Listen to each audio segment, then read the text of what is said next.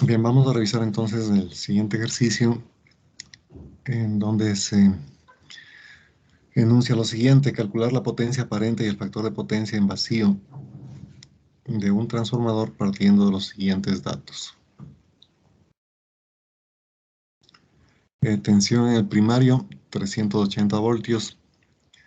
Intensidad en el primario, 0.081 amperios. Tensión del secundario, 125 voltios. Potencia medida con el batímetro, 2.2 vatios. Resistencia en el cobre, 2,4 ohmios.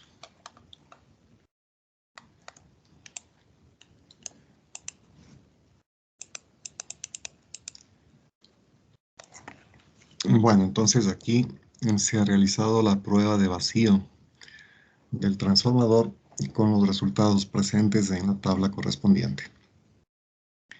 Lo que debemos identificar inicialmente es que en una prueba de vacío, el secundario de un transformador permanece abierto. Es decir, aquí tenemos nuestros terminales en el transformador, en el secundario, en donde simplemente lo que se hace es utilizar un equipo de medida conocido como voltímetro, con el fin de determinar cuál es el voltaje inducido en ese secundario.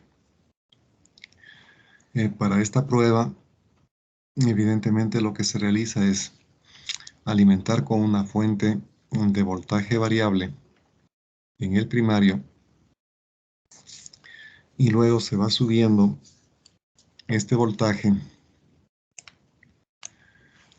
hasta que por el amperímetro circula la corriente.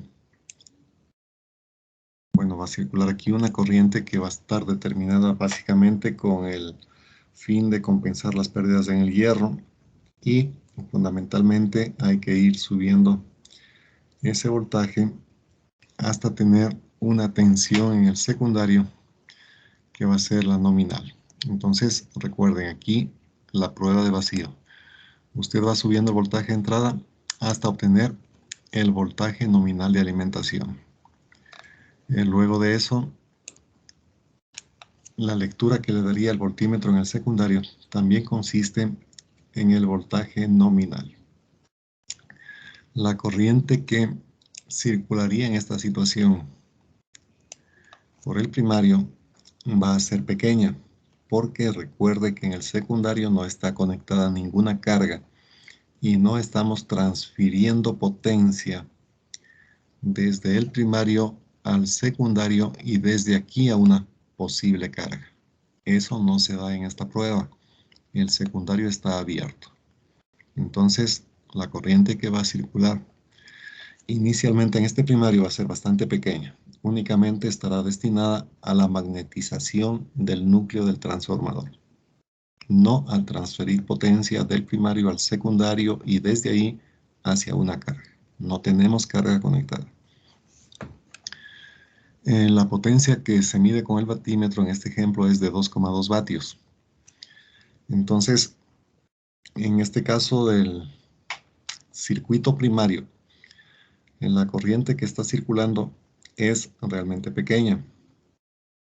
En consecuencia, la potencia que vamos a medir con el batímetro fundamentalmente va a ser aquella que esté produciéndose como pérdidas en el núcleo del hierro, en el núcleo del transformador.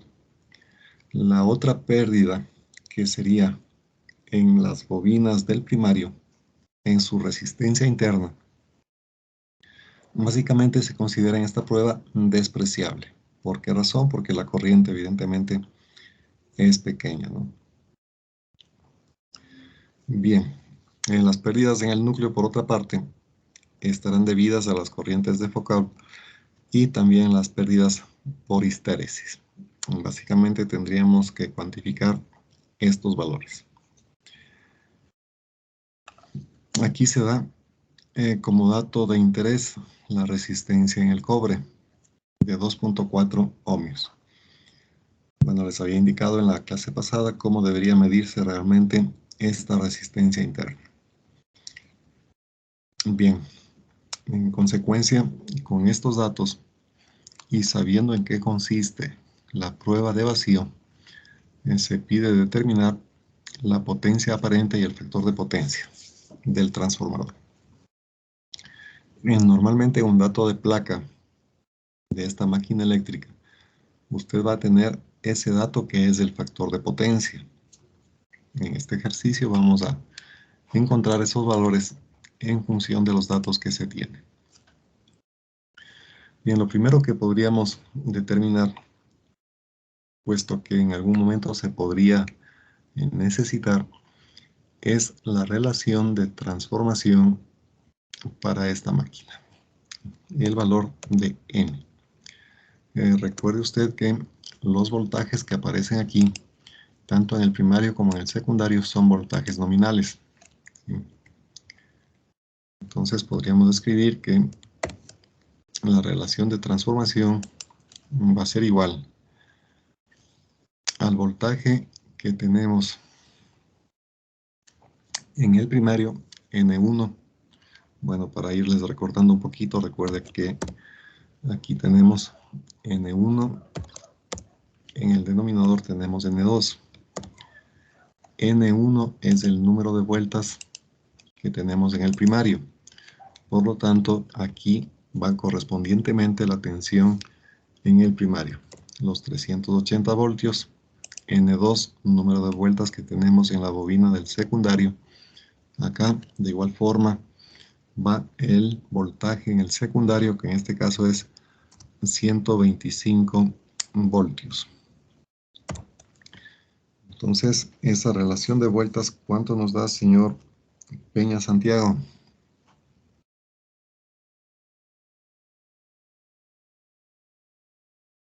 3,04.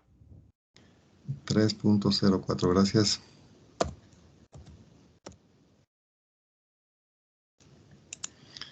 Bien, entonces tenemos la relación de transformación en caso de que se necesitara posteriormente. Bien, por otra parte, se puede calcular también la potencia que tenemos en la bobina que aparece aquí. Vamos a hacer ese pequeño cálculo, puesto que aquí aparece el dato de la resistencia interna del cobre, ¿sí? Y también tenemos la potencia que mide este equipo conocido como batímetro. No se olvide, este circulito con una W representa un equipo que mide la potencia activa, también conocida como potencia real o potencia media. Esa potencia evidentemente va a estar en vatios. Entonces pongamos acá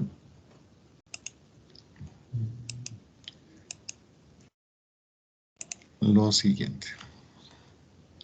Vamos a escribir que la potencia que se estaría perdiendo en el cobre va a ser igual a la corriente que se está midiendo con ese amperímetro, que en este caso es 0.081 amperios. No se olvide la potencia en una resistencia, usted la mide con la corriente eficaz al cuadrado multiplicado por R. Adicionalmente, tenga en cuenta que estos equipos de medida miden valores eficaces. En el caso de los voltímetros, medirán valores eficaces de voltaje. En el caso de los amperímetros, miden valores eficaces de corriente, ¿sí? Entonces, esta corriente le vamos al cuadrado y multiplicamos por la resistencia interna del cobre, que sería 2.4 ohmios.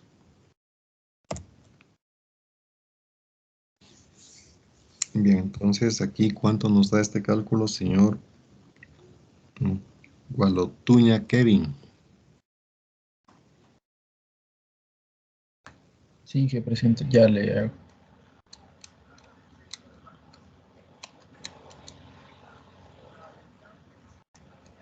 Me da 0,015, Inge. 0.015. Gracias.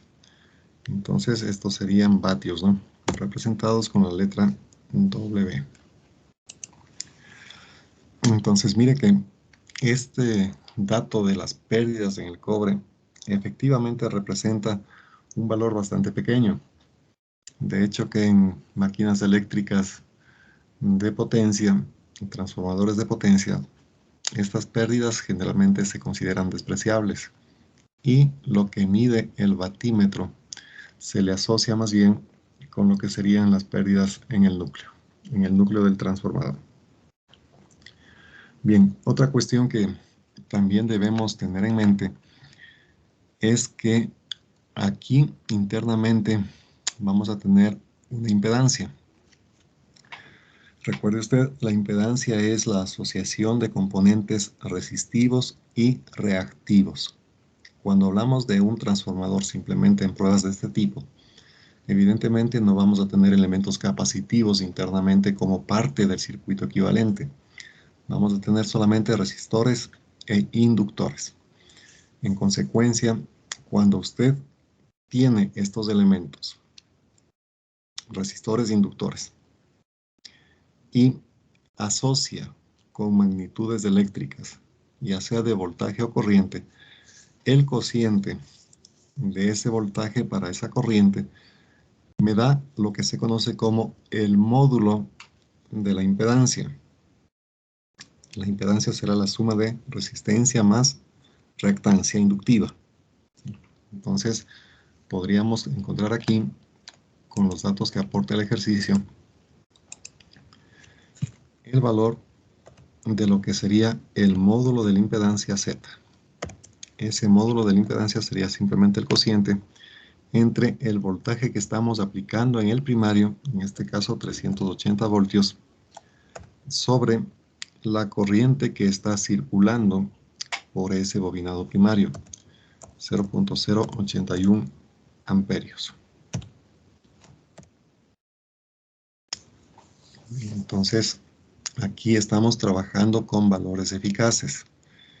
En el caso de tener señales senoidales explícitas, por ejemplo, 380 seno de WT o 0,81 seno de WT para la corriente con un cierto desfasamiento, va a dar exactamente lo mismo, porque entre valor eficaz y valor máximo solamente hay un factor de raíz de 2 que hace la diferencia.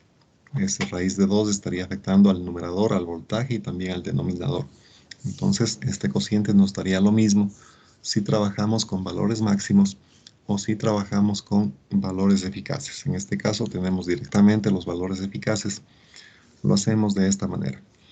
Entonces, esa impedancia en módulo, ¿cuánto nos da, señor Pedraza Mateo? Da 4.691,35. 4.691.35, ¿no? Ya. Esto va a estar en ohmios. Recuerde usted, las impedancias, al igual que las resistencias y las reactancias, vienen expresadas en ohmios. Bueno, entonces, hasta ahí hemos calculado algunos parámetros de este problema. Bien, por otra parte, también sabemos que la potencia aparente, representada con la letra S mayúscula, es calculada como el producto de el voltaje eficaz por una corriente eficaz. Esto quiere decir que... Profe, disculpe, Sí, dígame. profe, creo que le falta un 0 al 0.081 ahí. 0.081. Al de abajo no es. Ah, sí, tiene razón, gracias. 0.081 amperios. Bien. Entonces, les decía, para calcular la potencia aparente multiplicamos valores eficaces de voltaje por corriente. En este ejercicio no tenemos más que hacer, sino que aplicar esta formulita directamente. está el valor eficaz del voltaje, tenemos el valor eficaz de la corriente,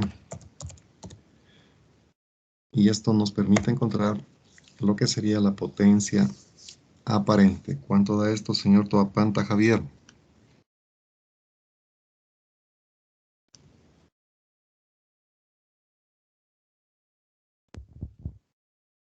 Da 30.78. Perdón. 30.78. 30.78, gracias.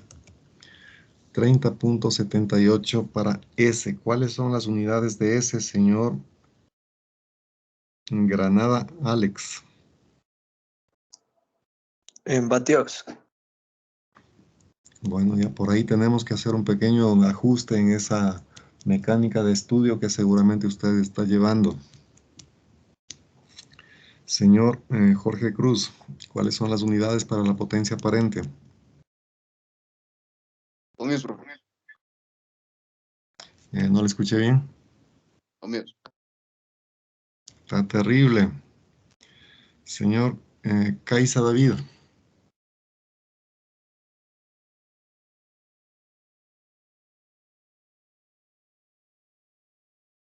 ¿Está presente, señor Caiza, o le ponemos una falta?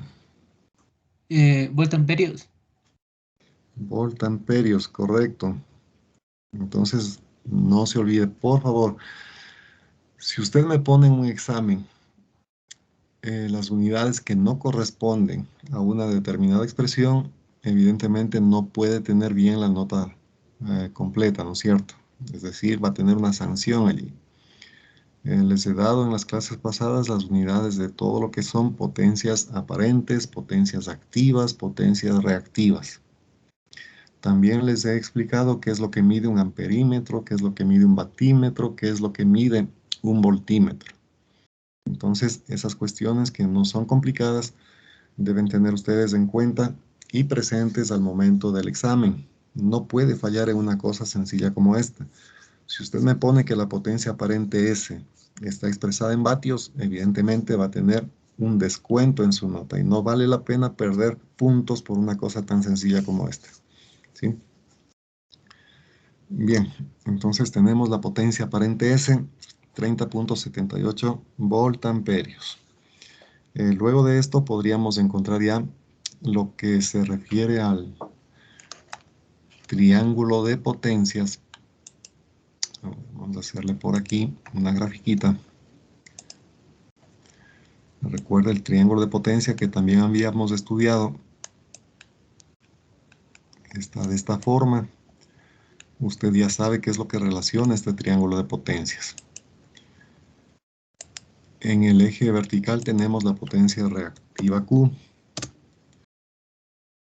En el eje horizontal tenemos la potencia activa P. En la hipotenusa tenemos la potencia aparente S. Y aquí, evidentemente, tenemos el ángulo θ. No se olvide, el coseno de este ángulo θ nos da el factor de potencia. ¿Sí? Eso también habíamos visto. De todas maneras, les voy a volver a escribir aquí. Entonces, les digo que el coseno de θ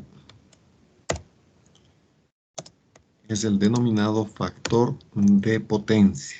¿Sí?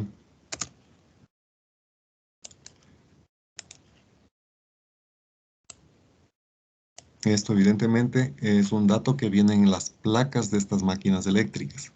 Usted mide, entre otras cosas, un FP igual a tanto, o un coseno de θ igual a tanto. Este es el angulito que viene aquí en el triángulo de potencias, en definitiva. Y adicionalmente, este ángulo θ es el ángulo de la impedancia. Recuerde que estamos tratando con elementos inductivos resistivos. Eso me va a dar un número complejo, ¿no es cierto? Usted ya sabe eso. Voy a poner aquí la impedancia Z, por si acaso alguien no recuerde o no vino a clase. Es igual a una parte resistiva que viene a ser la resistencia de su circuito, más una parte imaginaria que viene a ser la componente reactiva de nuestro circuito. Entonces, esta parte que está escrita aquí R más J omega L está escrito en forma rectangular, podemos pasar a una forma polar. Y si escribimos en forma polar, usted ya sabe cómo hacerlo a este número complejo. Va a tener un módulo y un ángulo. Ese ángulo que le va a quedar aquí en la impedancia es el denominado ángulo teta que tiene aquí abajo en este triángulo. ¿Sí? Entonces tenga en cuenta ese detalle. Bien, como ya tenemos entonces la potencia activa, 2,2 vatios, y la potencia aparente, 30.78, entonces podemos encontrar lo que sería este ángulo teta, que es lo que nos está faltando. Para eso, en ese triangulito, simplemente tenemos que escribir el coseno de teta va a ser igual a la potencia activa P dividido para la potencia aparente S. Entonces aquí la potencia activa vale 2.2. Dividimos para la potencia aparente, que es 30.78. Y tenemos que esto es igual a ¿cuánto, señor Salazar Cristian? 58, hay 55.9. 55,9. ¿Qué opina, señor Prado Alex?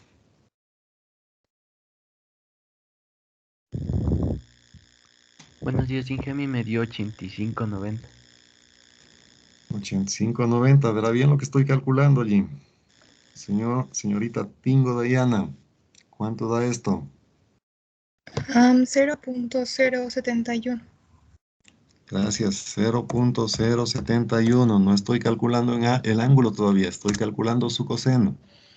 Entonces aquí tenemos 0.071. A partir de aquí, evidentemente, ya puedes sacar el ángulo teta y estaría completo el ejercicio. ¿Quién tiene alguna pregunta hasta ahí?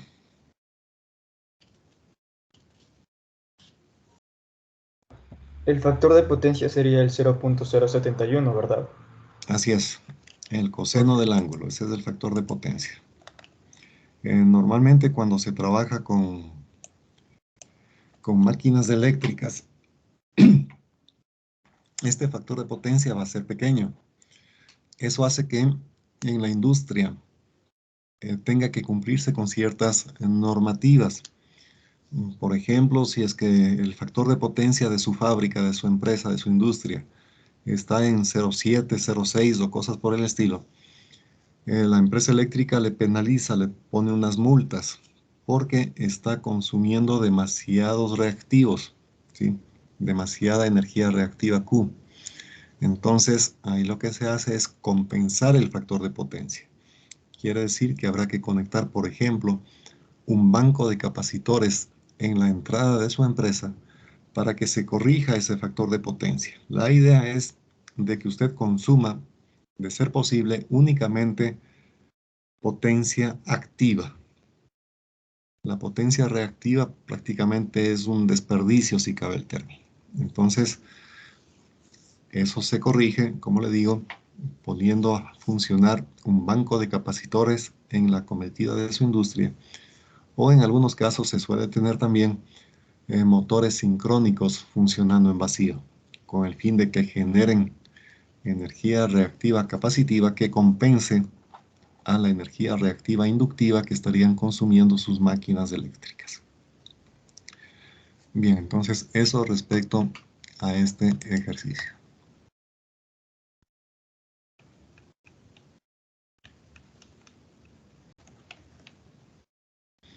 Bueno, veamos otro ejemplo. Dice el transformador ideal de la figura tiene dos devanados, N1 300 espiras, N2 100 espiras. La longitud de la trayectoria magnética media es de 50 centímetros. Bueno, esto de la longitud media de la trayectoria magnética ya les he explicado. Usted tiene aquí un núcleo de hierro, por ejemplo, en donde para los cálculos se toma como longitud de la trayectoria magnética a este trazado que estoy dibujando aquí este momento en rojo.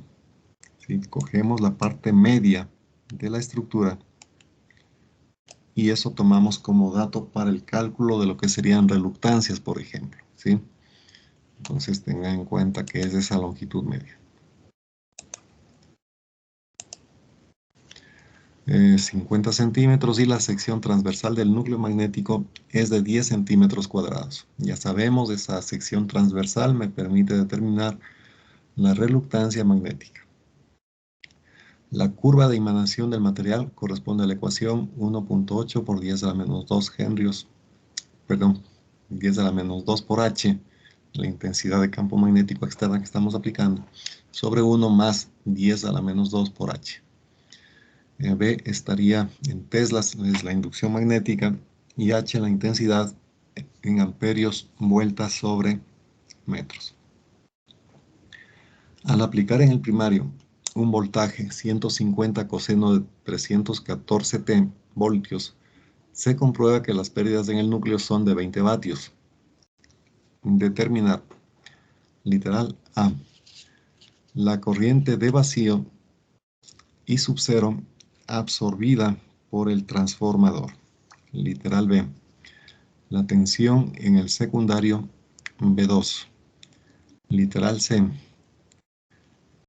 si el secundario se alimenta, o alimenta más bien, una impedancia de carga, cuyo valor en módulo es 0,5 y tiene un ángulo de 60 grados, esta impedancia está en ohmios, determinar la corriente secundaria I2 y la corriente primaria que absorberá el transformador de la red.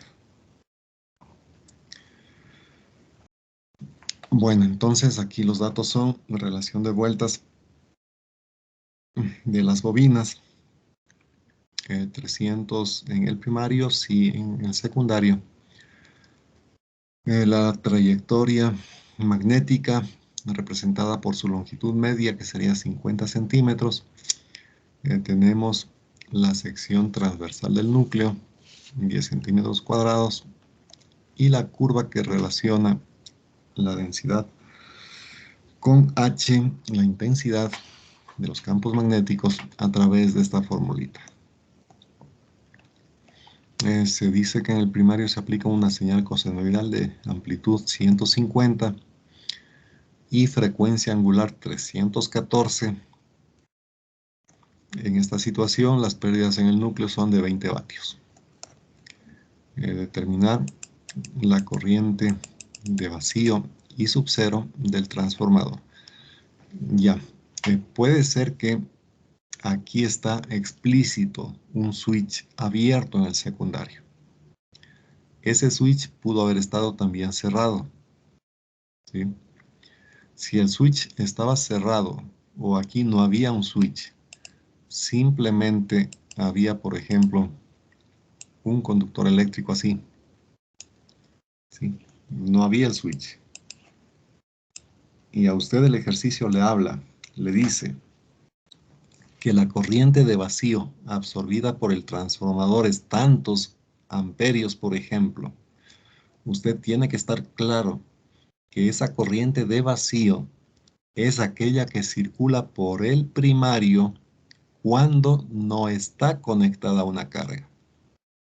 ¿Sí? En ese caso, lo que tendría que llevar muy presente es que este dato, la corriente de vacío, se estaría dando cuando usted tenga aquí el circuito abierto. ¿Sí? Ojo con eso. Alguna vez se hizo una prueba de este estilo. En vez de poner el switch aquí, se puso simplemente un cable conductor, como les acabo de indicar. Y el ejercicio en muchos casos vino mal resuelto. Y decían, lo que pasa es que ahí veo que el secundario tiene una carga. Y por ese secundario va a estar circulando una corriente. Pero lo que no razonaron adecuadamente es en la información que estaba en el ejercicio. Como aquí, por ejemplo. Dice la corriente de vacío absorbida por el transformador. La corriente en el primario es esta I sub 0, cuando el secundario no tiene conectada una carga. Ojo con eso. No se vayan a confundir. Aunque esté aquí cerrado el switch, corriente de vacío significa que ese switch está abierto, debería estar abierto, o la carga desconectada. En esa situación se habla de que en el primario circula una corriente I sub 0. ¿Sí? Bien, entonces eso por una parte. Por otra parte, ustedes tienen aquí los datos del problema que se les dice, a ver, pongámoslo en color rojo. El voltaje en el primario es 150 coseno de omega t.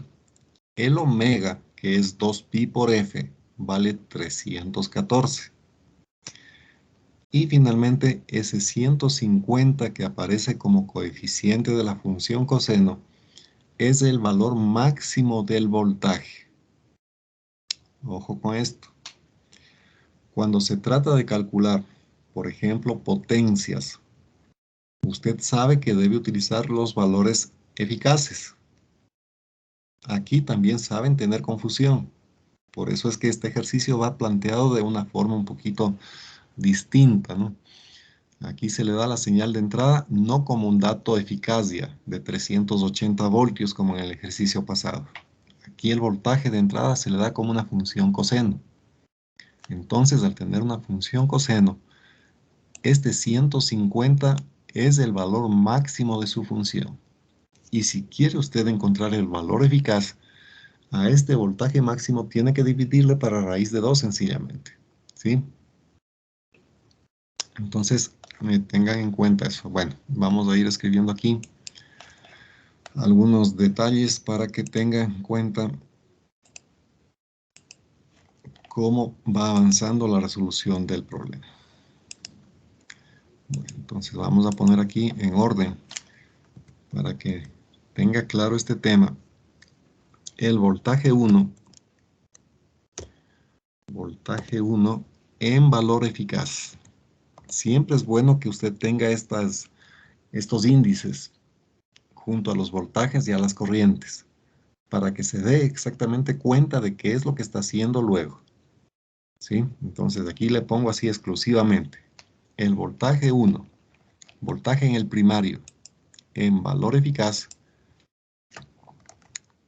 va a ser igual al voltaje máximo que vemos allí, que sería los 150 voltios, dividido para raíz de 2. Recuerde, así obtenemos el valor eficaz de un voltaje, dividiendo el valor máximo de la función seno o coseno para raíz de 2. Entonces, este cálculo, ¿cuánto le da, señor Paredes Juan?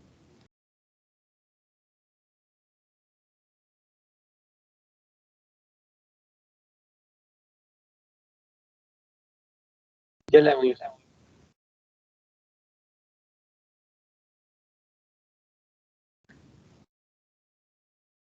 Me da 106.06. Ya 106.06 voltios, ¿no? Ya. Eso en cuanto al voltaje eficaz que se está aplicando en el primario. Otra cuestión que también les voy a poner aquí por si acaso. La frecuencia F es igual al producto de 2 multiplicado por pi. A ver, el omega, ¿no? El omega en la frecuencia angular omega es 2pi multiplicado por F. Entonces, de aquí podemos despejar para nuestro ejercicio el valor de la frecuencia F. F sería igual a los 314, que es el omega, para 2 multiplicado por pi. ¿Cuánto le da esto, señor Ramos Daniel?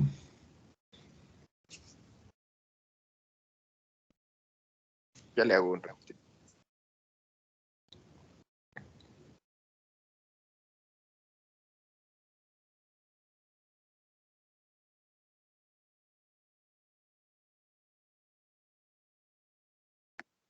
Sale 49.97. 49.97, gracias. Hercios, ¿no? El omega viene en radianes sobre segundo. Este F viene en hercios. Bueno, entonces ya tenemos algunos valores que nos permite calcular directamente el enunciado del ejercicio. Son los valores iniciales para resolver el problema. Bueno, y aquí como tenemos trayectoria magnética, tenemos un área de la sección transversal, tenemos un voltaje máximo y un voltaje eficaz que está siendo aplicado. El siguiente paso consistiría, por ejemplo, en calcular el flujo máximo que está circulando por esa trayectoria magnética. ¿Para qué saco el flujo máximo? Porque con ese flujo máximo podríamos encontrar el valor de B, que sería la densidad del campo, ¿no? Internamente. Y esa densidad de campo reemplazada en esta formulita aquí arriba que nos da el ejercicio, nos permitiría encontrar el valor de H, ¿sí? Bien, entonces vamos a escribir aquí lo que sería, a ver, ponemos un cociente.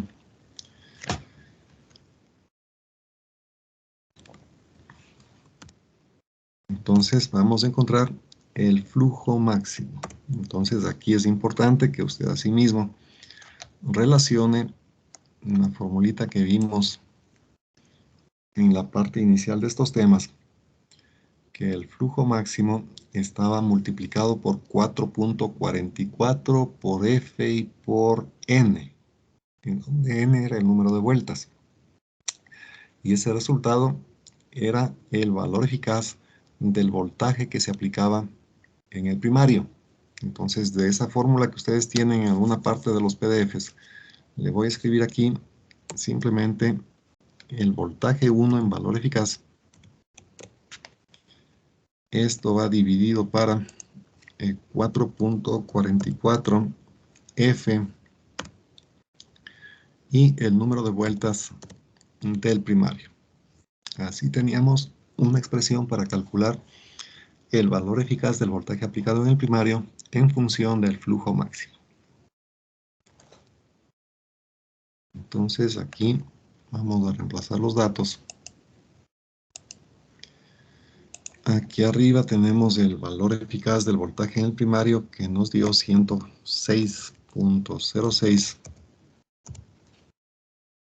Valor eficaz aquí 4.44. Esto multiplicado por la frecuencia F, 4997.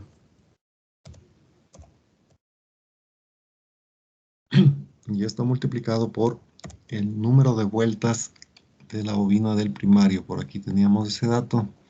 Son 300 espiras, ¿no? Esto es 300 espiras por 300 vueltas.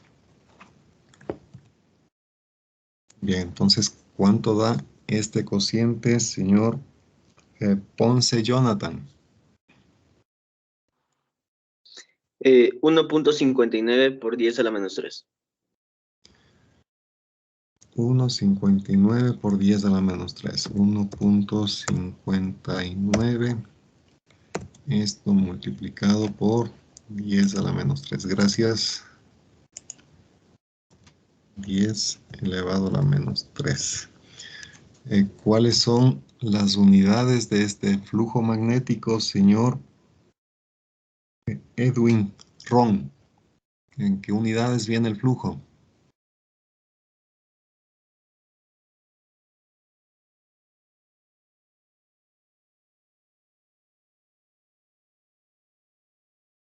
¿Está presente el señor Ron o le ponemos una faltita?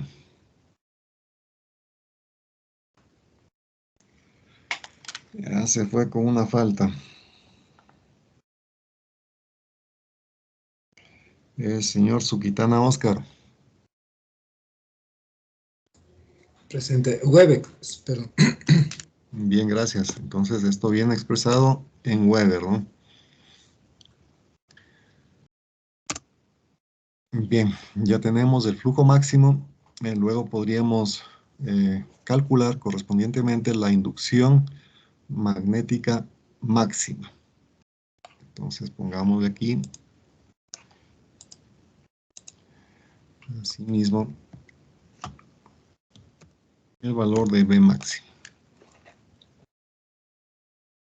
Esto va a ser igual simplemente al flujo máximo.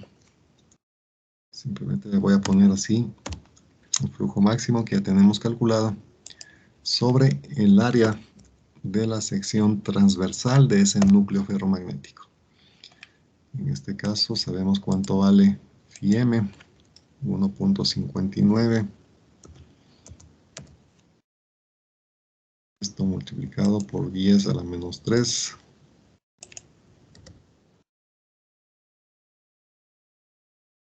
Y esto va dividido para el área de la sección transversal. Dice que son 10 centímetros cuadrados.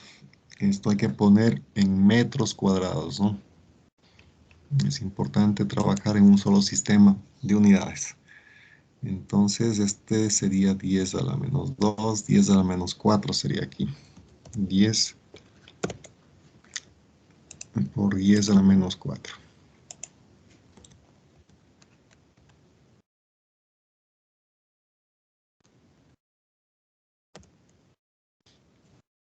Bien, entonces, ¿cuánto da esta densidad máxima, señor Toro Ángel?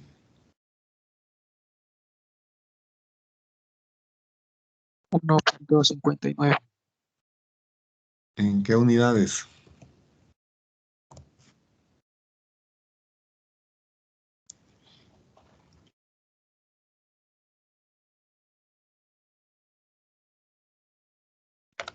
¿No ven? Yo voy a poner atención en estas cosas y en el examen les voy a pedir que todo cálculo que me hagan tiene que estar con unidades. Si no me ponen unidades, sanción allí. ¿Cuáles son estas unidades, señor Tuquinga Jefferson?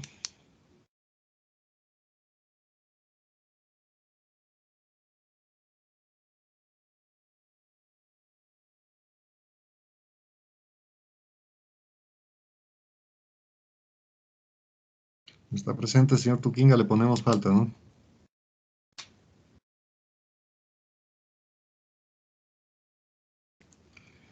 Señor García Alejandro, ¿cuáles son las unidades para la inducción magnética o densidad magnética? Creo que era Tesla. La llave. Ya tienen ustedes la prueba en esta semana y no hemos estudiado, ¿no? Perdón. A ver, señor Aldaz, Oscar, ¿cuáles son las unidades para esta densidad de campo? Tesla. Los teslas, ¿no es cierto? Entonces ponemos ahí teslas. Bien. Ahora con este dato de B máximo, utilicen esta formulita de aquí para despejar lo que sería H máximo también, ¿sí? Entonces, por favor, copien esta formulita, despejen H. Aquí van a poner el B máximo que acabamos de calcular, ¿no? El 1.59 teslas. Entonces, sustituyan ese 1.59 aquí y despejen HM, que sería la intensidad de campo máxima. Y entonces, les voy a preguntar a alguien de ustedes cuánto le dio ese H máximo. Entonces, calculen ese dato, por favor.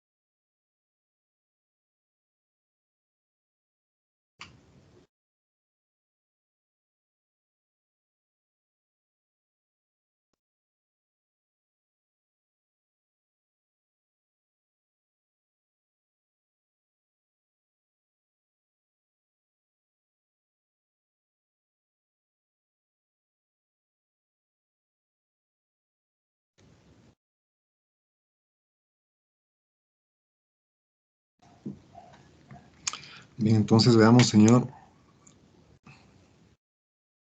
Juan Cuaspa. ¿Cuánto le dio SHM?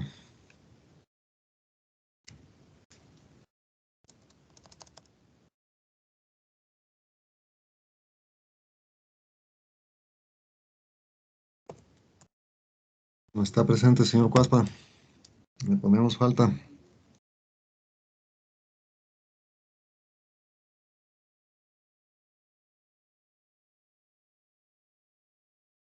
El señor Cruz Jorge.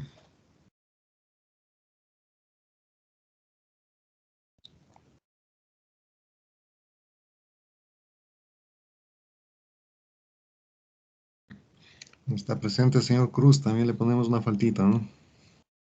No, sí estoy, profe, pero le estoy calculando. Ya, pues, hombre, rápido.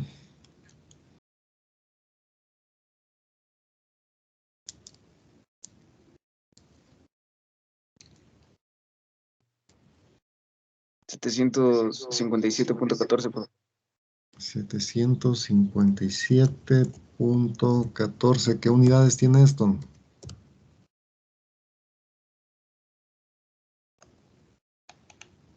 Aquí arriba está, vea. En amperios sobre metro. Amperios vueltas sobre metro.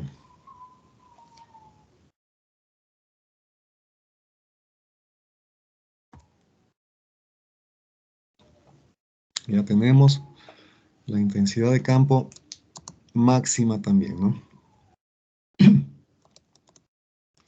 Bien, ahora aquí viene una cuestión que debemos considerar. Cuando se está excitando con una señal seno o coseno, el flujo magnético que se produce no es precisamente senoidal. Sin embargo, se suele considerar que es senoidal. Y consecuentemente también tendríamos de una forma senoidal lo que sería la densidad de campo B sub m y también el H sub m.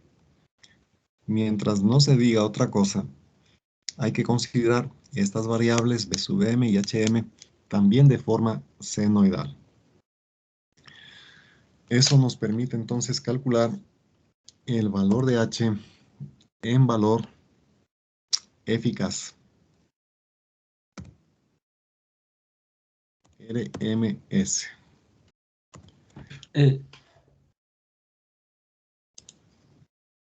Entonces, para esto, dividimos lo que sería los 757.14 para raíz de 2. Ya, vamos a ver en dónde utilizamos esto, ¿no?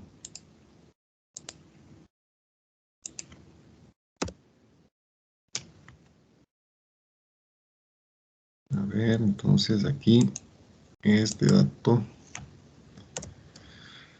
de H eficaz, ¿cuánto nos da, señor Ortiz Oscar?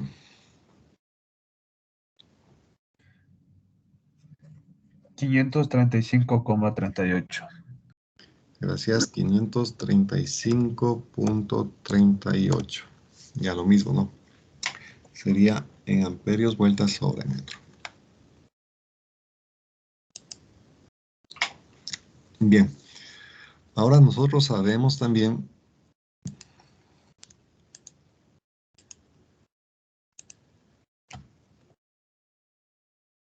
que este valor de H en valor eficaz va a ser igual al cociente de el número de vueltas que tenemos aplicado en el primario. Esto multiplicado por la corriente de magnetización I sub m o I sub mu y dividido esto para la longitud L. ¿Sí? Bien, esa es otra relación que también habíamos visto anteriormente. La intensidad de campo es número de vueltas por corriente de magnetización que estaría circulando y sobre la longitud media de la trayectoria. Entonces de aquí podemos despejar, ya que conocemos H, conocemos la longitud media, conocemos también el número de vueltas que tenemos en el primario. Podríamos despejar el valor de la corriente de magnetización. En algunos textos, en vez de tener aquí I sub mu, aparece I sub m. En cualquier caso, nos estamos refiriendo a la misma corriente.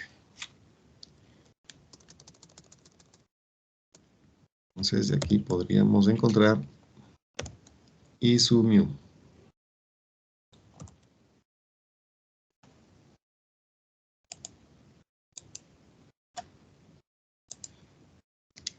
No se olvide, en este cálculo, H tiene que estar en valor eficaz. ¿Sí? Tenga en cuenta ese detalle. A veces en el enunciado del ejercicio se da este H como una función seno o coseno. Para utilizar esta fórmula que relaciona H, N, I sub mu o L, debe poner H en valor eficaz. Entonces aquí reemplazamos 535.38.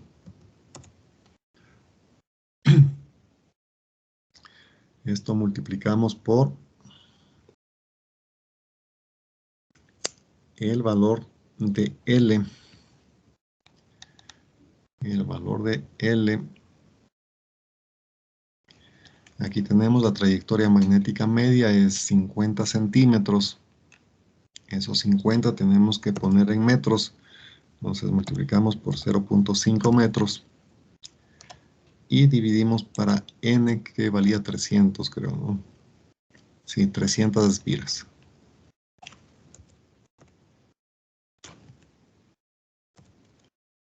Entonces, ¿cuánto da esta corriente que estaría circulando en vacío? Por eso es la corriente I sub mu, o también conocida corriente como magnetización, corriente de magnetización del núcleo. ¿Cuánto da esto, señor Toapanta Javier?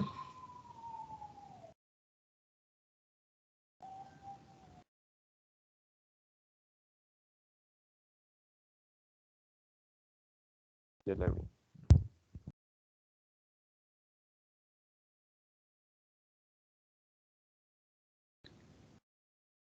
0,89. 0.89, gracias. 0.89 amperios. Ya tenemos la corriente.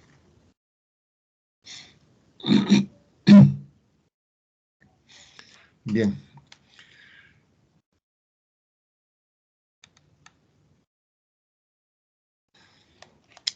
En el enunciado del ejercicio se dice que al aplicar este voltaje de 150 coseno de 314 t, las pérdidas en el núcleo son de 20 vatios. ¿Sí? Entonces ya tenemos la potencia de pérdidas, tenemos la corriente que está ingresando en el primario. Podríamos utilizar una formulita para encontrar esa potencia de pérdidas, ¿no es cierto? Entonces usted sabe que la potencia que se pierde en el núcleo fundamentalmente es debido al hierro. Podríamos ponerlo, las pérdidas en el hierro. Esto va a ser igual al voltaje que aplicamos en el primario en valor eficaz, multiplicado por la corriente que estaría ingresando en esa resistencia equivalente del hierro. Acuérdese, para ver si le ponemos por aquí. Déjenme ver si es que le tengo aquí. Aquí está justamente el equivalente de un transformador. ¿Sí? Nosotros tenemos la corriente que está ingresando por el primario. Acuérdese, en este ejercicio que estamos tratando, el secundario está abierto. Entonces, toda esa corriente va a bajar por este circuito central. Es una I sub 0. De esa I sub 0, tenemos que se divide en dos componentes. La que va por el hierro y la que va por la corriente, por la bobina, por la parte de magnetización, ¿no es cierto? Nosotros de este momento hemos calculado la I sub mu, la corriente que está ingresando por el bobinado XU básicamente, ¿sí? Ahora, esas pérdidas que tenemos, creo que son de 20 vatios, normalmente van a estar relacionadas con las pérdidas que se producen aquí en el hierro, ¿sí? Entonces podríamos calcular las pérdidas que tenemos en este componente de aquí, las pérdidas en el hierro. ¿De qué manera podemos calcular esas pérdidas en el hierro? Simplemente utilizando el dato de la potencia, ¿sí? Los 20 vatios que decía el ejercicio. ¿Y cómo podemos encontrar eso? Pues dividiendo simplemente el voltaje que alimenta al primario, que conocemos. Ese voltaje me parece que era de 150 para raíz de 2, 106 creo que nos daba. Podemos dividir ese voltaje de 106 para los 20 vatios.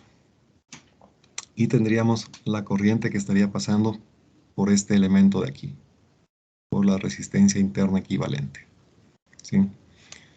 Entonces vamos a hacer de esa manera. Bueno, completemos previamente la formulita que les estaba poniendo aquí.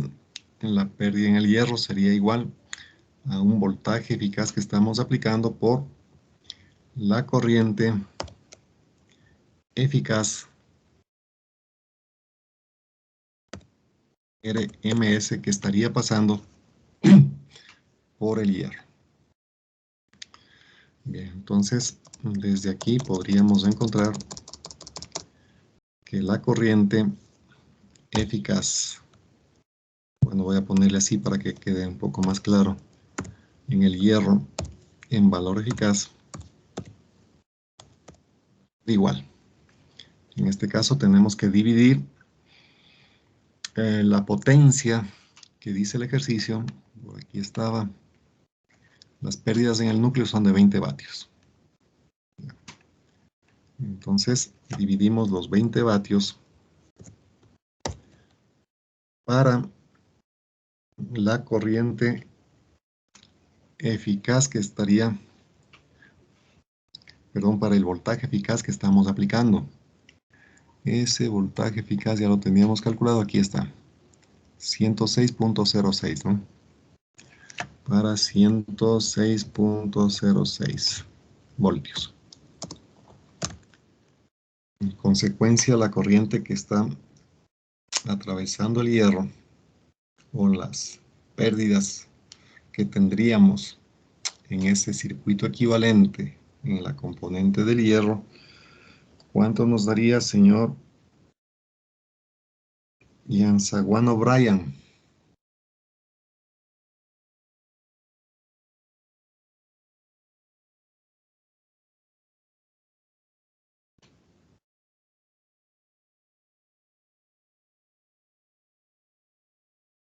¿Está presente, señor Yanzaguano? Le ponemos falta.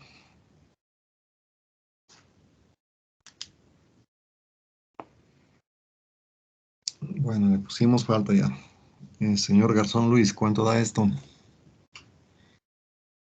20 vatios para 106.06.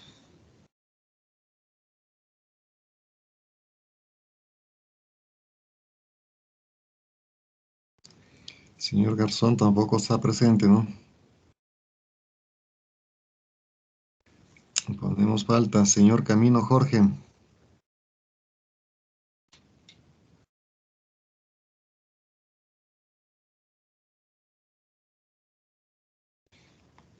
Está presente, señor Camino.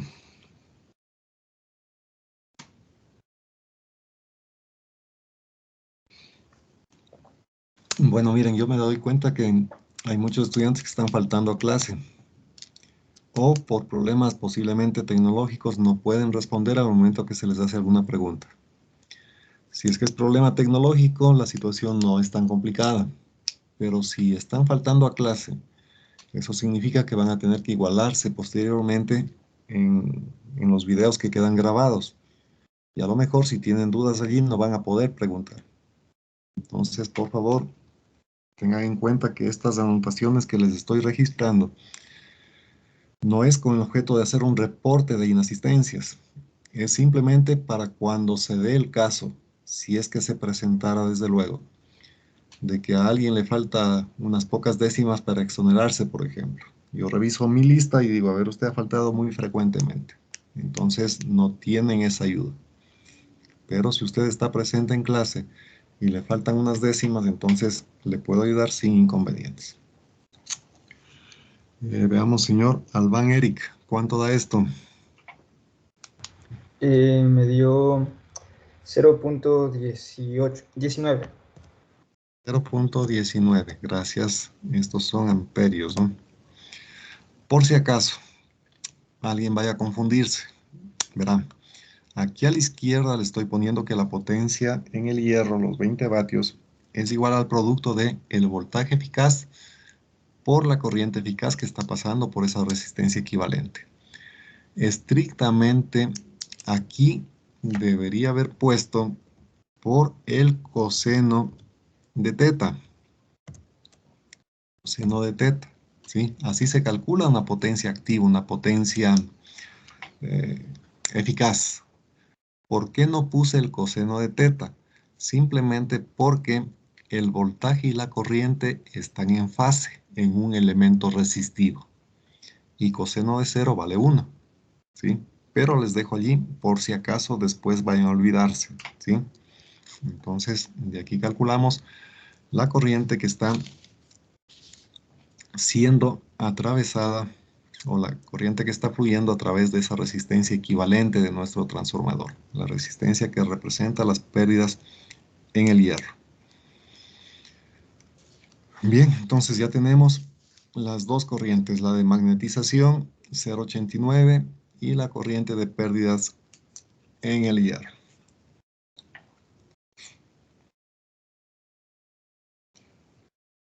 Bueno, entonces aquí podemos hacer el cálculo ya de la corriente esa que les estaba manifestando por aquí de la I sub 0. Ya tenemos esta corriente IFE, la que pasa por la resistencia equivalente del hierro. Y tenemos la corriente I sub mu, que es la corriente que pasa por la bobina equivalente en esta rama que tenemos acá. En función de esas dos corrientes, ya podríamos calcular esta I sub 0, ¿sí? Esta corriente I sub 0 de aquí, que viene a ser la corriente total que estaría bajando por esta rama de aquí, ¿sí? Esa I sub 0.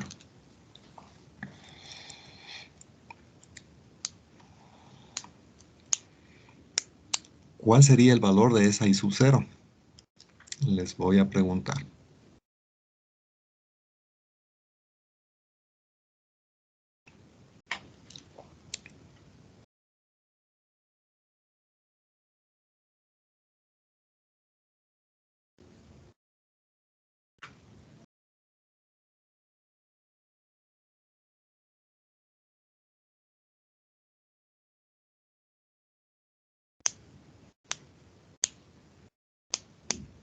Sería la corriente del hierro más la corriente de magnetización.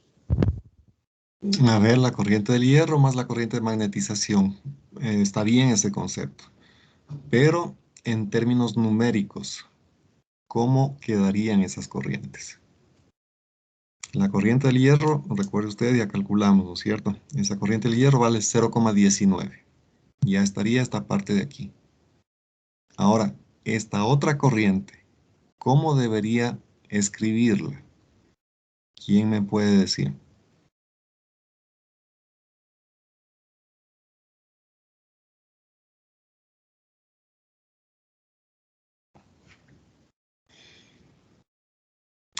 Bien, entonces verá. Aquí tenemos nosotros un voltaje que estamos aplicando, ¿no es cierto? En el primario. Estamos aplicando un voltaje en el primario. El hecho de que este ejercicio considere que es un transformador ideal, como decía el texto, significa que no tiene pérdidas. Es decir, en el equivalente completo del transformador, aquí tendríamos una resistencia R1, acuérdese usted, que es la que relaciona la resistencia interna de las bobinas. Y aquí había una bobinita más que representaba las pérdidas por los flujos de dispersión. ¿Sí? Si es que el transformador es ideal, evidentemente estos dos componentes no están dibujados. ¿Sí? Y eso significa que este voltaje V1 está siendo aplicado directamente a esta rama que aparece aquí en paralelo. En consecuencia, al tener parte inductiva y parte resistiva, en la corriente I sub 0 vamos a tener dos componentes. Una corriente real y una componente imaginaria, ¿no es cierto? Entonces a eso me refiero con cuál es el valor de esta corriente de magnetización, cómo debo escribirla a esta corriente. Ahora bien, nosotros tenemos aquí un módulo. Ese módulo es el que hemos encontrado de 0,9 amperios, la I sub mu. ¿Sí? Esa vale 0,9. Pero note usted que ese es un módulo simplemente. Ahora, si usted divide, tomando como referencia este voltaje de entrada en forma fasorial, este voltaje va a tener un valor eficaz y un ángulo, o un valor máximo y un ángulo. En este caso, tomo como referencia ese ángulo de desfasamiento sería 0. Ese ángulo de 0 es la pista. ¿Sí? Aquí puedo poner, por ejemplo, el voltaje 1, 150 con un ángulo de 0 grados. ¿Sí? Y ese voltaje divido para esta reactancia inductiva. ¿Cuánto vale esta reactancia inductiva? No sabemos. Lo que sí sabemos es que tiene un módulo y tiene un ángulo. Y ese ángulo va a ser 90 grados, ¿no es cierto? Es una componente inductiva pura, un número imaginario puro. Aquí usted va a tener, por ejemplo, se me ocurre decir simplemente para explicar el ejercicio, usted va a tener aquí una reactancia inductiva cuyo valor es J10, por ejemplo, J10. Y al momento que divida este voltaje de entrada para este J10, note que ese J equivale a 90 grados. Le daría la corriente y su mu. Entonces, ¿cómo sacaría esta corriente y su mu? Atienda, por favor. Usted divide este fasor voltaje de entrada. ¿Cuánto vale este fasor voltaje de entrada? Por ejemplo, si trabajo en valores eficaces, sería 150 dividido para raíz de 2 con un ángulo referencial de 0 grados. Divide este número complejo que le acabo de decir para J10. El resultado va a ser esta corriente y su mu. Y note que esta corriente y su mu va a tener un J negativo. ¿Sí? Porque estoy dividiendo este voltaje que tiene un ángulo de 0 para esta reactancia que vale J10, por ejemplo.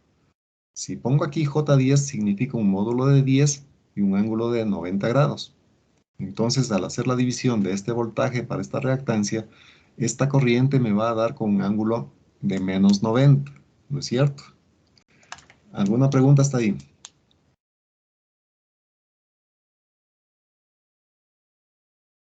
Bien, entonces si no hay preguntas, podemos ya regresar al ejercicio y escribir aquí ya directamente cuál sería el valor de esa corriente I sub 0, ¿sí? La I sub 0 va a ser, como le digo, la suma de dos corrientes. La componente que va por la resistencia del hierro, que es una componente real, cuyo valor está aquí. Bueno, este A ya se hizo chiquito. Estos son amperios. Ya, esa es la componente real. 0,19. 0.19. Y la otra componente de magnetización, cuyo valor también tenemos calculado aquí, que vale 0,89. Esto es el módulo. Iría con un ángulo de menos 90. Equivale a escribir menos J por 0.89. ¿Sí? Entonces, de esta manera, hemos estructurado, hemos calculado ya cuál es la corriente I sub 0 que está bajando por esa rama en paralelo que aparece a la entrada. Esto de aquí, evidentemente, lo podemos escribir en forma polar. Vamos a tener un módulo y un ángulo. Entonces, por favor, transformen esto a la forma polar y me va a dictar cómo queda ese número complejo el señor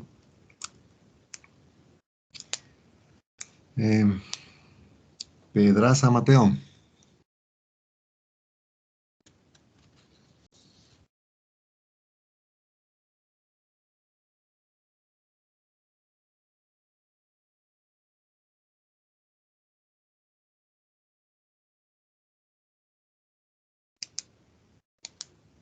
¿Está presente, señor Pedraza? Sí, Inge. A ver, ¿cuánto me da eso? Si tiene una calculadora que le hace esas operaciones, genial. Si no, manualmente no hay problema. Inge, disculpe, una consulta. Dígame. Eso de la I sub 0, ¿me puede explicar otra vez eso de 0.19 menos J 0.89? J es la parte imaginaria, pero no sé de dónde le saca o estoy mal. A ver, verán, bueno, esta parte se obtiene de aquí. Este es el circuito que estamos trabajando. Le decía, en el enunciado del problema se dice que el transformador es ideal, por lo tanto, no se está poniendo aquí la resistencia de pérdidas del cobre y tampoco se está poniendo la bobinita esa que había aquí, que representa las reactancias, las pérdidas por dispersión. Estos dos elementos no hay. Entonces el enunciado del ejercicio, al momento que le dice un transformador ideal, elimina esta resistencia y esta inductancia, ¿sí? Entonces, si no hay esto, quiere decir que el voltaje de alimentación está entrando directamente a esta rama en paralelo que usted ve aquí, ¿sí? Ahora, en el ejercicio decíamos, voy a poner aquí simplemente el dato del voltaje de entrada, que era una señal senoidal con una amplitud de 150 voltios. Estos 150 voltios tienen un ángulo de desfasamiento de 0. Le pongo así. Ese es el fasor voltaje de entrada. Un módulo y un ángulo. ¿Por qué le pongo 0? Porque le voy a tomar como referencia. Normalmente los voltajes de entrada se toman como referencia. Y en este ejercicio, el enunciado del ejercicio decía que el voltaje 1 es 150 coseno de 314t. No hay ningún desfasamiento allí. Entonces le dejo así este número complejo, ¿sí? Este fasor voltaje de entrada. Ahora mire, este fasor voltaje genera esta corriente I sub 0, ¿sí? Y esta corriente I sub 0 se forma con dos componentes. La primera componente es la corriente I en el hierro, IFE, ¿sí? Esta corriente va a estar en fase con el voltaje que estamos aplicando.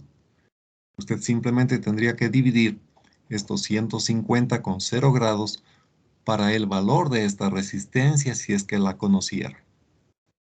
Y obtendría como resultado la corriente IFE, ¿no es cierto? Esta corriente IFE nosotros la hemos obtenido por otro procedimiento, justamente el que acabamos de hacer. Y el resultado nos dio 0,19 me parece. ¿Sí? Note usted que esta corriente IFE es un número real puro. Porque estamos dividiendo este voltaje,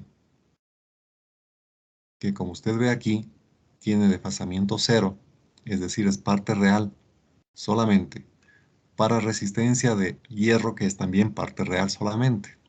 Entonces la IFE es componente real pura. Ahora bien, le ponía como ejemplo, supongamos que esta reactancia inductiva que usted está viendo aquí, este XU, ya con números voy a poner, es J10. J10. Supongamos que tiene ese valor, esa reactancia. Usted conoce esta componente inductiva, J10, y conoce el voltaje de entrada. ¿Cómo sacaría esta corriente IU? Dividiendo estos 150 con 0 para este número complejo que se llama J10, ¿no es cierto? En ese caso, esta corriente IU quedaría de la siguiente forma. Voy a ponerle IU aquí. IU. Esa IU, en este ejercicio, con números inventados que le estoy escribiendo, tendría que ponerlo de la siguiente manera. 150 con un ángulo de 0, debería usted dividir para esta reactancia. Esta reactancia es otro número complejo que tiene un módulo. ¿Cuánto vale ese módulo? 10. ¿Y qué ángulo tiene? 90 grados, ¿no es cierto? Ya está. Esa es la operación que usted debería hacer para encontrar el valor de la corriente I sub mu. ¿Y qué es lo que obtendría como resultado aquí? Como resultado obtendría otro número complejo cuyo valor quedaría simplemente como 15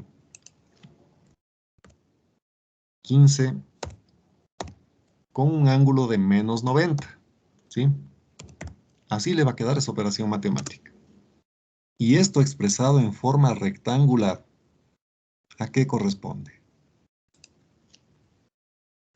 A una parte real, que sería 0 en este caso, y una parte imaginaria.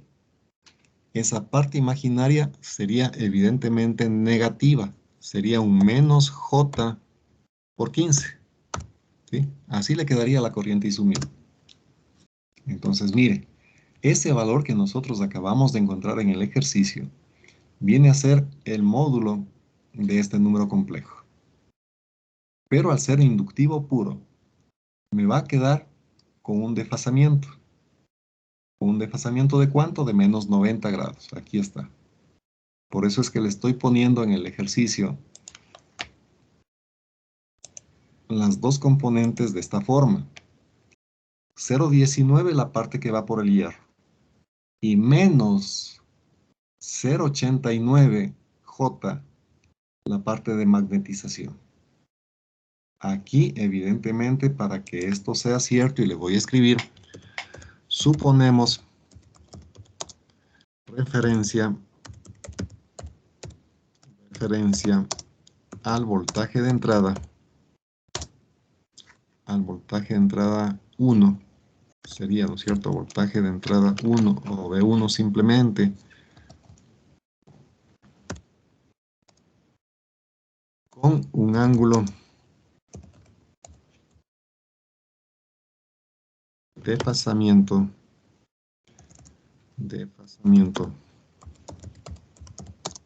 0, ¿sí? Entonces, al hacer esta consideración de que el voltaje 1 no tiene desfasamiento, el ejercicio me dice efectivamente que no hay desfasamiento para este voltaje, la corriente I sub 0 la puedo escribir de esta forma. Componente real, componente imaginaria. ¿De dónde viene la componente imaginaria? Del I sub mu. Así que le acabo de explicar cómo se obtiene, paso por paso. Aquí simplemente ya le puse un menos J089, pero ya sabe de dónde sale eso, ¿no? Bien, entonces, ¿cuánto da esto en forma polar? Esa era la pregunta que debían contestar. Es que yo tenía que contestar. Da 0,19 de módulo con un ángulo de menos 77,95. Menos 77,95. Gracias. Ya está. Entonces, miren, ya tenemos la corriente I sub 0. Esta es la corriente de vacío que está circulando por el primario de nuestro transformador. ¿sí? Entonces, esa es la primera parte. Dice la corriente de vacío absorbida por el transformador. Ya tenemos ese resultado aquí. ¿En forma rectangular o en forma polar? Está lista la parte A.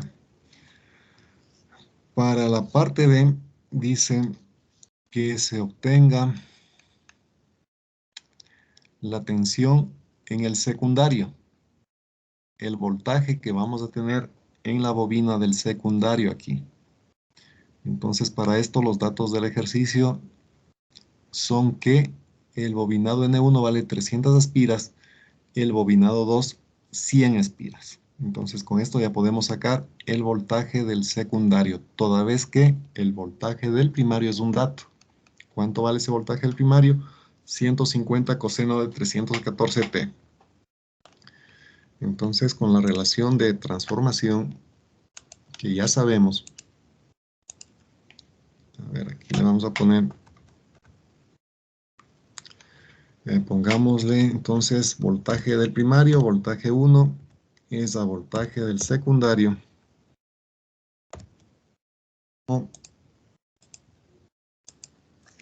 N1, número de vueltas del primario, es el número de vueltas del secundario.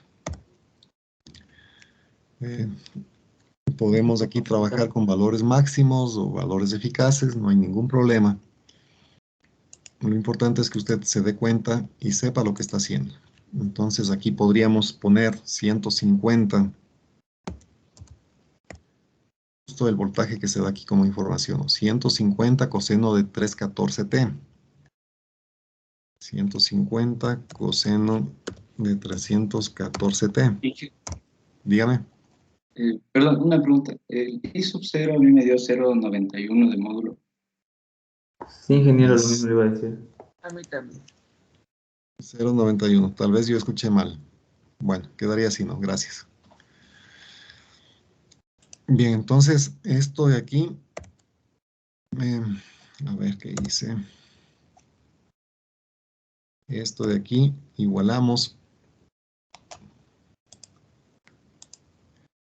Esto igualamos a N1 que vale 300 vueltas. El otro vale 100 vueltas. Y de aquí simplemente despejaríamos el voltaje 2. ¿Sí? Nos va a quedar la senoide que representa el voltaje 2. Usted también pudo haber puesto aquí, en vez de toda la señal cosenoidal, pudo haber trabajado con valores eficaces. 150 dividido para raíz de 2. Hace lo mismo y tendría el voltaje 2 en valor eficaz. ¿Sí?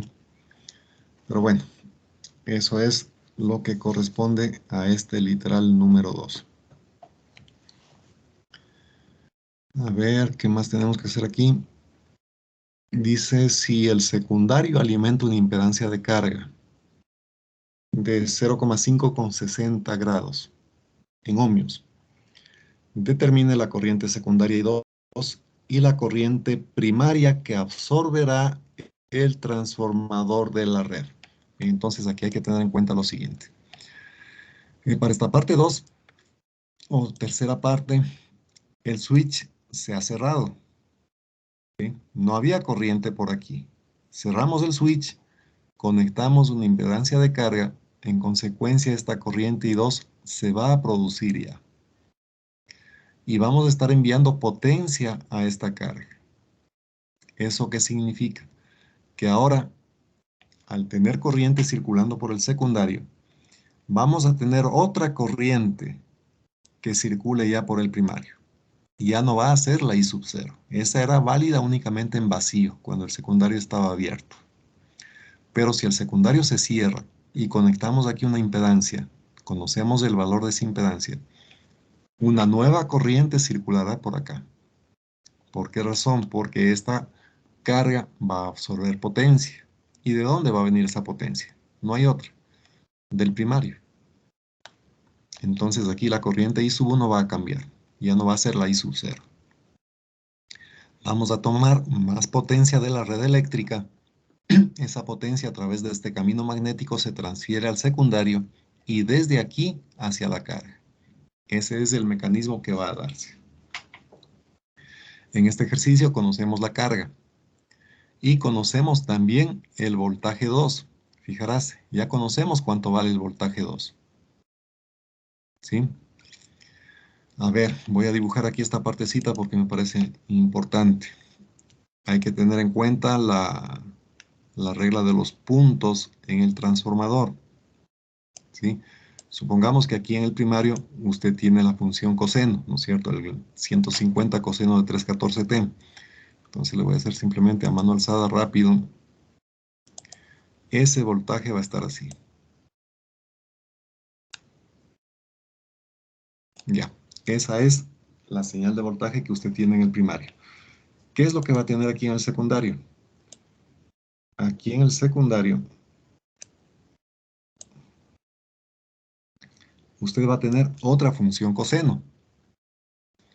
¿Será similar o distinta a la de la entrada? En magnitud va a ser distinta.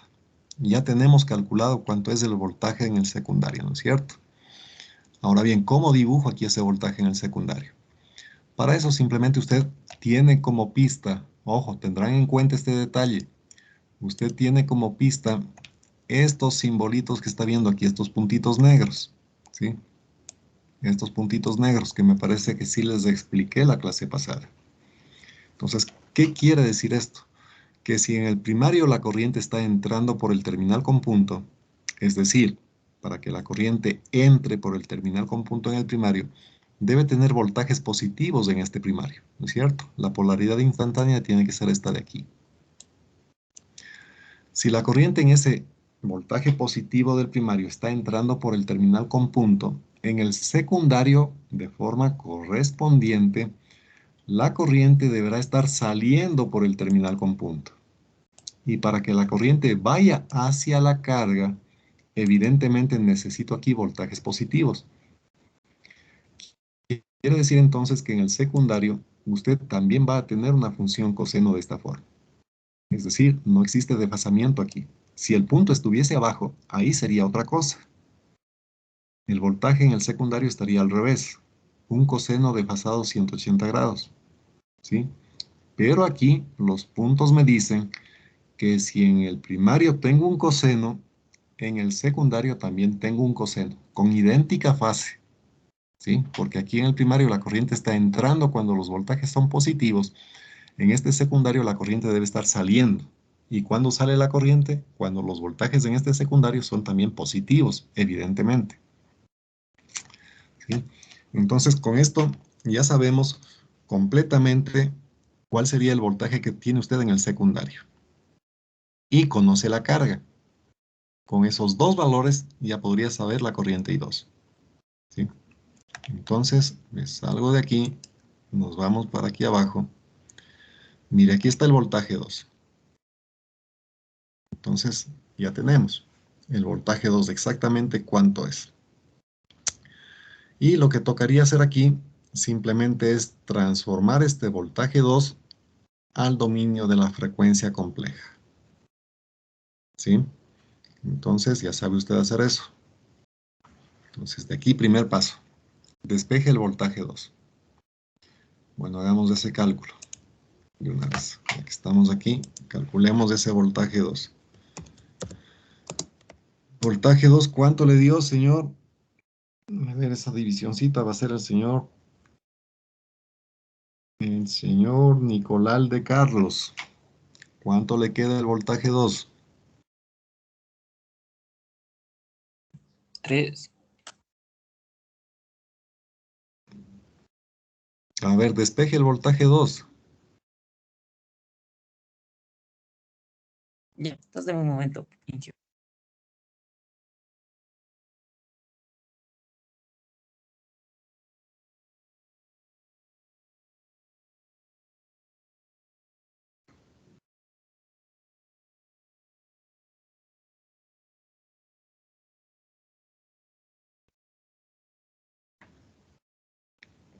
Me sale 318.19.20. 318.20 por el coseno de 314t. Así quedaría estrictamente ese voltaje 2, ¿no? Bien, Entonces ya con esto podemos escribir el fasor voltaje 2. Un módulo que sería 318. A ver, 318. Estoy utilizando valores máximos, ojo con eso. Y el ángulo sería de 0 grados también aquí, ¿no? Ya, ese sería el fasor voltaje 2. Por lo tanto, usted ya podría sacar el fasor corriente 2.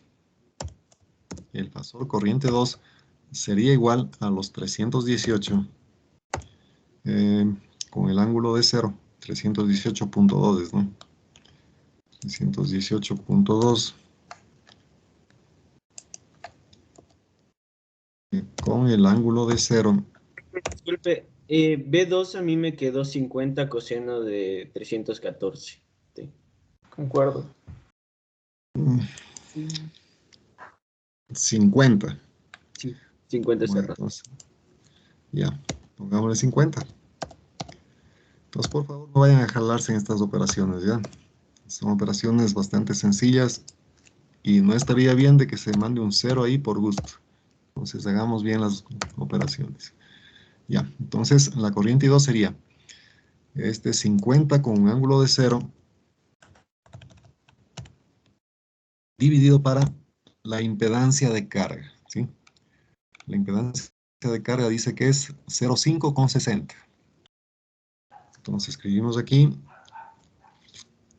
0.5 con un ángulo de 60 grados.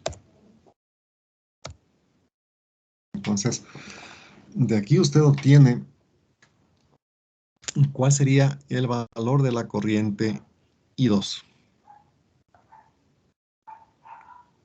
Y listo, la última parte del problema dice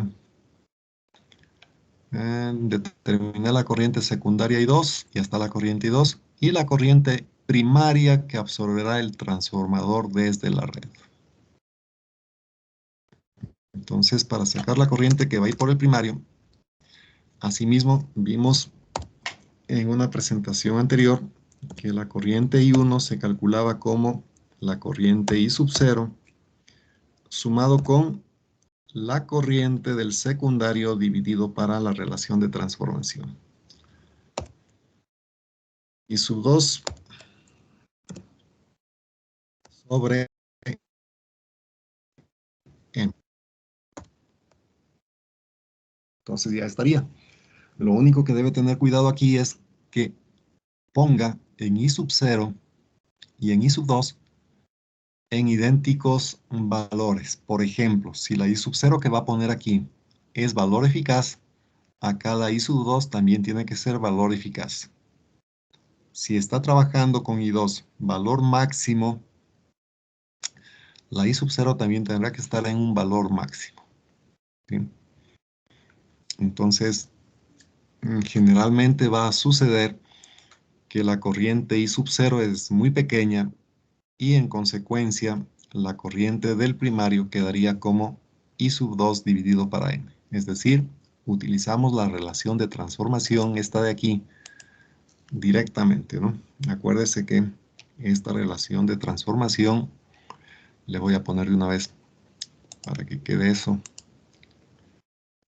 Esta relación de transformación también relaciona corrientes. En este caso, I2, I1, así. Esa es la relación de transformación. Entonces, si ya tengo la corriente I2, aquí está la corriente I2, solamente hay que hacer esta división. Ya tengo cuánto vale I2. Usted divida eso para M, la relación de vueltas del N1 a N2, que ya teníamos calculado por allí en alguna parte. El número de vueltas del primario es 300, en el secundario tengo 100, la relación de vueltas es 3. Entonces tendría que poner simplemente aquí esta corriente que está calculando este momento por aquí, dividido para 3. Y ya tendría la corriente que está circulando por el primario. Bien, y con esto se termina este ejercicio. ¿Está claro esta última partecita cómo tiene que ser? El I sub 0 ya lo tiene aquí, vea. El I sub 0 es 0,91. valor máximo. Y lo que estoy viendo acá, el valor máximo de la corriente I2 sería de 100. Entonces, básicamente va a quedar la corriente del primario como esta corriente I2 dividido para 3. Y se acabó el problema. Si quiere, le puede manejar con el ángulo también. No hay problema. Tendría que poner aquí la corriente I1 va a ser igual a 50 dividido para 0,5. Esto es 100. 100 dividido para 3 con un ángulo de 60 grados negativo. ¿Ya? Y quedaría todo completo.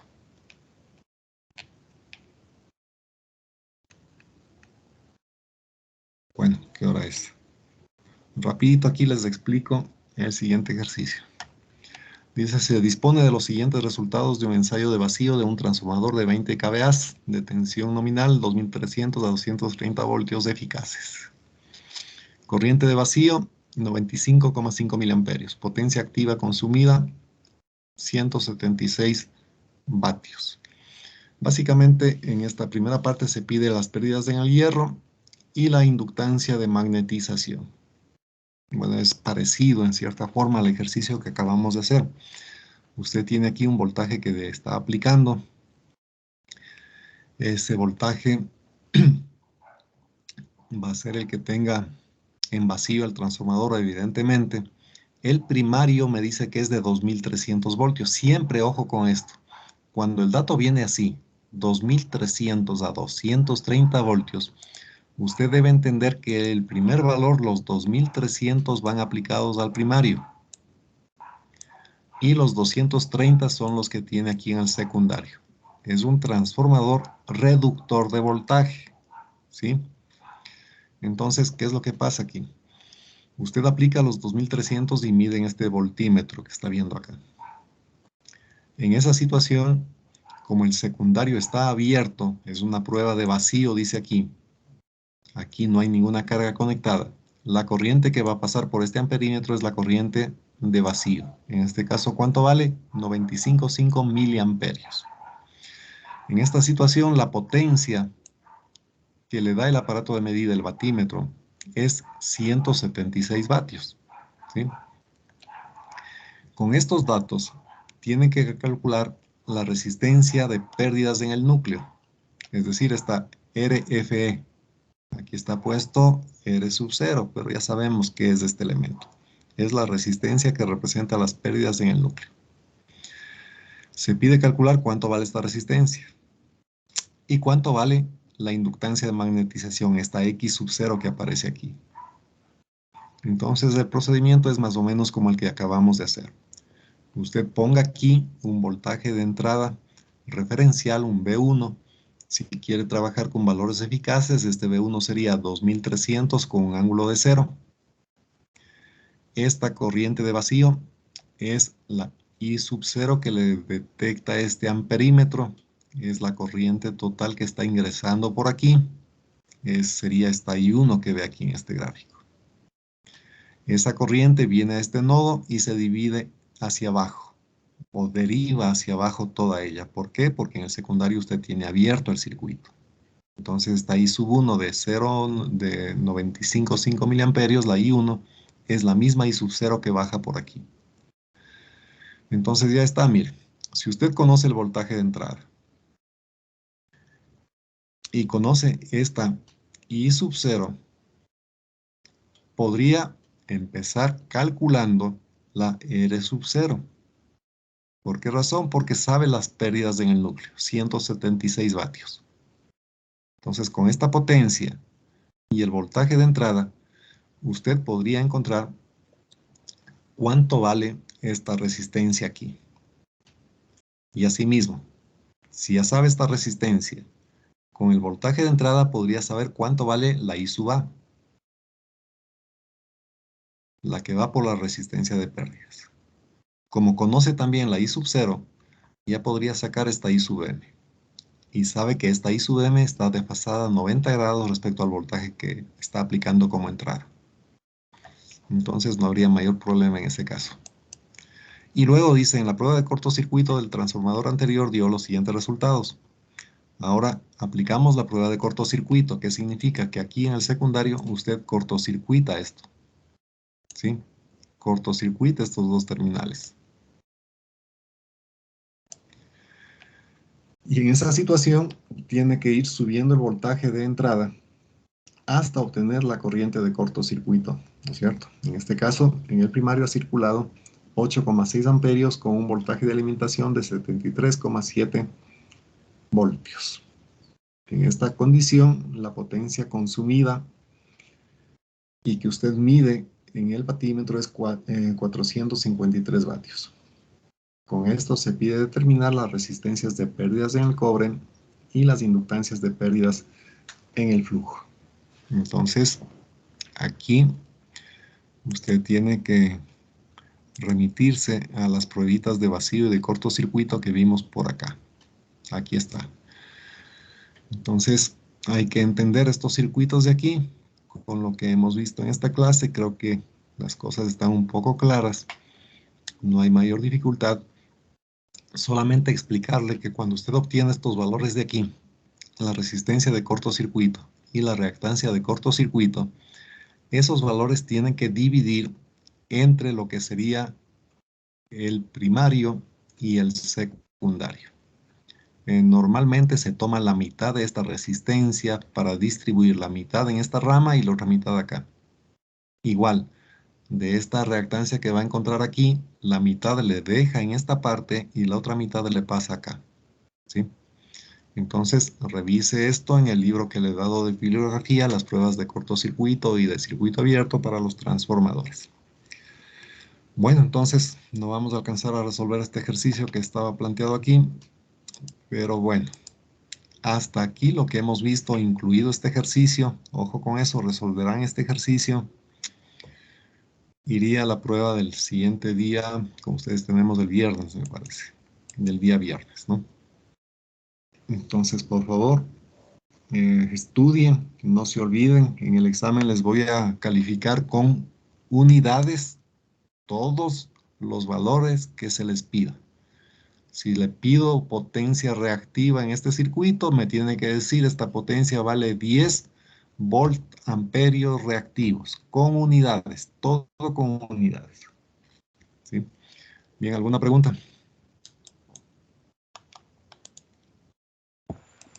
¿Cuánto tiempo va a ser esa